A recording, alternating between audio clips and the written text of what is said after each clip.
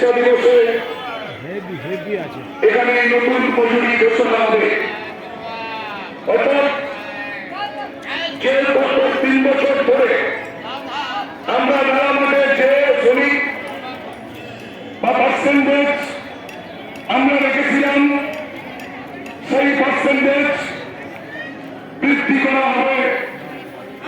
সেই লক্ষ্যে আপনাদের স্বার্থের জন্য আপনারা এই কাজ বন্ধ করবেন।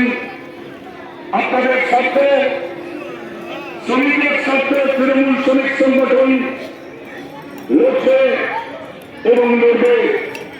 মমতা বন্দ্যোপাধ্যায়ের আশীর্বাদ কেন্দ্র তৃণমূল ট্রেড ইউনিয়ন, এই ইউনিয়ন শ্রমিকের স্বার্থ রক্ষা করার জন্য যে লড়াই আন্দোলন সংগঠিত করেছিল, সেই লড়াই আন্দোলন আজও আমরা জিয়ে রেখেছি।